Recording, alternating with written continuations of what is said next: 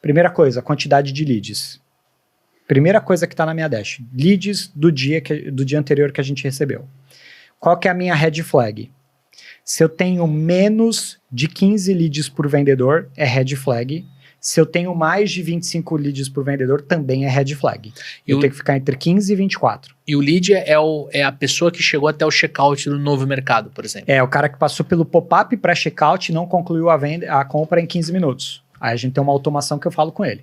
Então, se você for lá na home do novo mercado, você vai preencher um pop-up, nome, e-mail, telefone, te direciona para o checkout. Você não comprou em 15 minutos, você recebe uma mensagem automática, independente do horário que você faça isso. Tá. Então, a primeira coisa que eu tenho que ver é se o time está bem dimensionado, se marketing está gerando o número de oportunidades que o time precisa para o tamanho do time. Essa é a primeira coisa. É uma responsabilidade do coleguinha, chama o diretor de marketing, vem cá, filho, vem me ajudar aqui. Exatamente, tá. A gente faz isso. E se tiver muito... Você falou, opa, peraí, será que tá vindo desqualificado? Você se preocupa também... Porque aí a gente vai para o segundo KPI, que é beleza, eu recebi 1000 leads, mas quantos responderam a mensagem? Tá. Porque isso é um indicativo de qualidade do lead, entendeu? Então, se eu tenho uma taxa de resposta abaixo de 50%, red flag. Idealmente é 60% a 65% de resposta, tá? Beleza, esse é o meu segundo. Aí eu vou para vendas e, consequentemente, taxa de conversão. Aí, conversão eu vejo duas. Eu vejo conversão em cima do total de leads e eu vejo conversão em cima de quem respondeu. São duas métricas diferentes. Uma eu estou vendo o total da base, funil, o outro eu estou vendo a qualidade do vendedor. Opa, respondeu e quanto você conseguiu converter. E de quebra você sabe a tua taxa de não resposta, né? Exatamente. Que também é um indicador importante para você mexer no copy da abordagem. Perfeito. Aí embaixo já vem o meu painel de, beleza, eu fiz 100 vendas. Só que qual foram as formas de pagamento dessas vendas? Porque a gente tem o recorrente, que é quando a pessoa não tem o limite do cartão. A gente tem o boleto, a gente tem a vista e tem o parcelado no cartão. Então, a vista e o parcelado no cartão é a melhor forma de pagamento. Então, eu preciso manter isso no mínimo com 60%. Tá. Os outros 40% pode ser que seja recorrente ou boleto. Então, esse é o outro que eu vejo, tá? Aí, isso eu vejo do time todo. Aí, depois eu cascateio para individualmente. Tá. Então, o que a gente vai ver quantos cada um abriu de sessão, venda de cada um, performance individual de cada um, conversão da base de cada um. Aí eu cascateio por vendedor.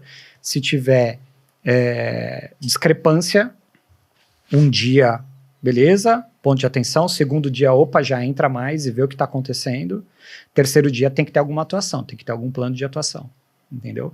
Então ele é uma operação bem regrada, sabe? Eu sou muito disciplinado. Eu não acredito que uma operação cresça sem ordem, sabe? Então, a gente lá, novamente, a gente sempre parte da premissa que o cara não está performando, não porque ele não quer, mas porque ele não está conseguindo. Então, o meu direcionamento para a liderança não é nunca assim, vê se o Daniel está trabalhando. Não é isso. Cara, vê qual é a dificuldade do Daniel. Que ele está com alguma dificuldade, entendeu? Então, são esses os macros que a gente vê. Aí depois, quando você vai para relatório mensal, né, você vai entrar mais no micro, aí a gente vê early churn, que é o cancelamento nos primeiros 7 dias, né? A gente vê LTV, a gente vê quanto a gente está recebendo. O LTV por quê? O vendedor também cuida da retenção, da renovação? É outro...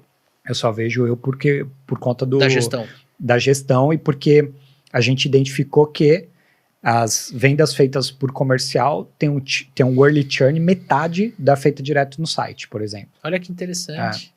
Provavelmente que a pessoa entra mais consciente, né? Tira mais dúvida, contorna objeção, você não precisa olhar lá dentro para ter certeza. E outra, se a pessoa na call com o vendedor fala assim, cara, isso tem cancelamento, ele faz um recuo. O vendedor, ele não já abre assim, fala, não, pode ir lá, testa lá e se não gostar... Não, ele faz um recuo. Bom, Daniel, direito do consumidor você tem. Mas deixa eu entender, por que você já está pensando nessa opção? Então, isso também ajuda para você ter uma taxa de cancelamento menor, porque a pessoa ela entra. Quais são as dúvidas que você tem? Exato. Antes de entrar, já vamos trabalhar. Exato. E lá o nosso lema é: a gente não vende carne para vegano. Se o cara entrar lá achando que vai ficar rico em uma semana, que marketing digital tem essas promessas, né? Tem. Então, a gente tem que andar nesse esgoto às vezes, né, cara? Aí o cara entra lá, escola de marketing digital, fature milhões, trabalhando de casa, de chinelo, na praia. Se a gente não alinha essa expectativa, velho, não vende não, cara. Deixa o cara para fora. Então, isso ajuda, né? Então, eu vejo essa métrica muito mais como gestor para ver a saúde da área, que eu procuro uma meta de CAC e ROI, do que como o comercial responder. O comercial só é responsável por aquisição. O cara entrou, aí você tem um time de retenção. Que aí não é... Outro time. Não tá no seu guarda-chuva. Não, tá debaixo de operações, do head de operações. Ah, entendi. E aí, nessas reuniões daily e tal, você traz essa informação se você precisa... Também não? Não, eu não trago. Eu trago isso em PDI se alguém tá discrepando. Se não tem discrepância, eu nem levo pro vendedor. O vendedor não tem que saber quanto cancelou. Se ele tá fazendo a venda com critério, eu não preciso levar para ele quem cancelou. Se ele tá na margem, a gente sabe que 5% até 5% é tolerável. Eu não vou, para que eu vou abalar o estado emocional dele falando, fulano, lembra lá o João lá, cancelou, então eu não vou fazer, não vou retroagir dash, não vou puni-lo, nem nada, tá dentro do escopo, tem que estar dentro do pacote, tem que estar dentro do cálculo, entendeu? Quando que a gente aborda esses tipos de dado? Quando no PDI, uma das coisas que a gente tem que ver é a saúde, e aí você tá com um cara com uma boa chance de ser promovido, mas você vai ver o cancelamento dele, tá muito mais alto. Aí você tem que ver qual é o alinhamento dele de discurso. Às vezes ele é o cara que tá falando isso aí, não, pode cancelar, entra lá e tenta, se você não gostar, cancela. Mas só para isso, eu não trago para time isso.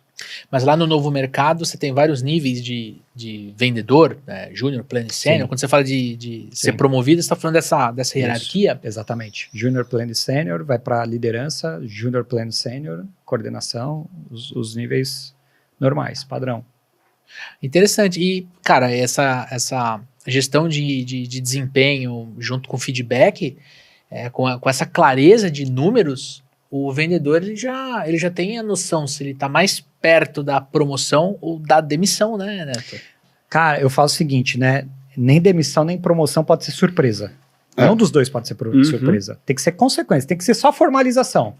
Tem que ser aquele eu já sabia. Ok? Tanto para um quanto para outro. Certo? O que a gente fez? A gente fez um PDI e eu sou literal. Vocês já viram o que eu falo, né? Não pode ter subjetividade. Então isso acaba, é o que eu falo. A sua operação acaba sendo meio que consequência de como você pensa. Então o PDI, da mesma forma que o atendimento comercial tem 35 pontos para ser analisado, nota de 0 a 4, é assim que a gente faz lá, cada item dos 35, o PDI é a mesma coisa. O PDI você tem todas as habilidades comportamentais e todas as habilidades técnicas que eu espero do Daniel e do Leandro. O Daniel e o Leandro vão fazer uma autoanálise. Tá. São 50 habilidades. E você vai te dar nota, 1, 2, 3. Ok? E o seu gestor vai te avaliar. Beleza? Por que eu fiz isso? Tem a autoanálise e tem o gestor. Se tiver alguma discrepância muito grande, também tá errado. PDI. Se tiver discrepância, vai para PDI. Porque, por exemplo, eu preciso que o Daniel seja organizado. Tá. Aí o Daniel ele fala assim, nossa, eu sou muito organizado, deixa eu botar um 3. Aí o gestor fala, putz, cara, o Daniel ele é gente boa, tá? Ele entrega, mas ele é muito desorganizado, deixa eu colocar um 1. E esse desalinhamento é motivo para vamos atuar, plano... porque a forma que você está se vendo é a forma que o seu gestor está te analisando, é diferente. Tá. Então, isso tem que... Agora, se o Daniel se vê como 3 e o gestor dele vê se como 3, para que eu vou botar isso em PDI? Entendi. Beleza, estamos alinhados, você tem essa habilidade, parabéns. Agora, vamos trabalhar na diferença. Então, sempre o gestor vai trabalhar no delta. Então, este PDI, quando o vendedor acaba de preencher, ele tem uma soma. E aí a soma já fala, velhinho, você é júnior, pleno, sério. Ah, entendi. Entendeu? Então, aí qual que eu falo que assim, a gente forma do zero lá, né? E esses dias eu tava ensinando o supervisor júnior a aplicar o PDI. Tá. Porque ele falou assim, Neto, tô com um negócio aqui. O fulano de tal, ele botou 3 em tudo. Eu falei, você nem precisa me falar mais nada, ele é júnior. Mas como? Não sabe nem fazer uma autoanálise. Não sabe. Nem sabe o que não sabe. Eu não sou 3 em tudo, você não é 3 em tudo, o dono da empresa não é 3 em tudo. Como o cara é 3 em tudo? Uhum. É a maior... E a nota é de 1 a 4? Não, no PDI é de 1 a 3. De 1 a 3, tá. 1 é júnior, 2 é pleno e 3 é sênior. Tá bom. Então, quando ele falou que botou 3 em tudo, eu falei, mas não precisa nem concluir. Pode botar que ele é júnior. Porque ele não sabe exatamente isso, ele não consegue se autoanalisar. Entendeu? Então ele acha que ele é bom. Ele nem sabe o que ele não sabe ainda. Exatamente. Ele é um nível baixinho que ele não sabe o que ele não sabe. Exatamente. E essa análise do PDI, né, para quem não pegou, é plano de desenvolvimento individual. Né? Isso. Esse plano ele roda uma vez por mês, uma vez... Ele é atualizado mensal. Atualizado mensal. Só que a janela de promoção, a gente Vocês fez um vocês teste. rodam autoavaliação todo mês? Não, ele é atualizado do PDI. Então, Ah, a tá. autoavaliação, essa avaliação, ela é semestral. Semestral, tá. É que dela sai uma série de tarefas, que é o PDI. Isso, Aí, isso. as tarefas, Você tem as que concluir atualizações isso são dentro do mensais. mês. Isso. São mensais, tá? Tem tarefas que você não vai concluir no mês, mas você vai avançar ela no mês, né? Uhum. Então, a gente testou janela de 3 meses, mas eu voltei atrás e mantive em 6. Entendeu? Então, hoje as janelas de promoção são de 6 meses, mas a atualização com os líderes é mensal. E daí você faz isso no one-on-one. Eu faço com os líderes, os líderes fazem com os vendedores. É no one-on-one. Isso aí. Tem o one-on-one só de PDI. Você tem que entrar só no one-on-one de PDI. Então, você tem o one-on-one, você tem o feedback técnico, né? Você tem o que você vai prestar contas ali, então esse é semanal. E aí, uma vez por mês, você entra só para falar de PDI. Vamos lá, cara. A gente falou aqui que você tá com problema de organização. Quais foram as atividades que a gente colocou para você fazer? Aí atualiza o PDI. Mas quando você tem esse one-on-one olhando para o PDI e você deixa algumas tarefas para o seu liderado, essas tarefas ele cumpre dentro da carga de trabalho, fora? Como é que você coordena isso, assim? Tipo, o cara estuda, sei lá, de final de semana ou não? Você separa um momento da hora útil para treinar? Como é que você lida com isso? Então, eu já sei que não tem resposta certa, tá? É mesmo para modelar. Mas assim, eu já apanhei muito com o PDI. O que acontece? Antes, eu achava que eu tinha que tirar todos os gaps para 6 meses. Você não vai tirar. Você não vai tirar, entendeu? A pessoa não vai conseguir desenvolver e nem deve, e nem acho que é. O vendedor júnior não vira o Capitão América em 6 meses, né? Não vira. O que você tem que fazer? Por isso que a gente tem um range ali do júnior, ele é de tal número até tal número. Essa soma, ele tem um range. Então, o que eu preciso garantir? Que você vá para o mínimo de pleno, porque você vai desenvolver coisas enquanto você é pleno, né? Então, você vai carregar isso para o seu próximo PDI. Então, eu não coloco mais de 3 habilidades macros para serem desenvolvidas paralelamente. É no máximo 3. Então, é a organização, é a inteligência emocional, é o nosso método, não sei, mas eu não coloco mais de 3. Por quê? Porque o PDI não pode virar justificativa para a queda de produção. Então, se você coloca muita coisa para desenvolver, o cara fala, puta, mas eu tive que ver aquele curso, eu tive que fazer aquilo, tal, eu não tive tempo, aí o meu SLA violou. Não pode ser isso. Então, não tem a máxima, né, que você não pare uma criança com 9 mulheres grávidas, né? Não faz isso. Então, em um mês não acontece isso. O PDI é a mesma coisa. O que você vai ver? Você vai fazer uma lista, para quem nunca desenvolveu um PDI, o que eu sugiro? Usa o ChatGPT, que vai te ajudar bastante, né? Fala, ChatGPT, seguinte, a cultura da minha empresa é essa, os valores que eu acredito são esses, e a característica do time comercial que eu gostaria é esse. Desenvolva para mim 10 habilidades comportamentais e 10 habilidades técnicas que você considera importante para ter num PDI. Puf, ele vai te trazer. Aí você vai ler, pô, essa eu me identifico. Você vai pegar isso, joga numa planilha, certo? E fala, por exemplo, a gente tem lá um valor que é a franqueza. Então no PDI do vendedor tá, cara, não omita informações importantes do cara. Então não faça isso, tal. Então eu descrevo, certo?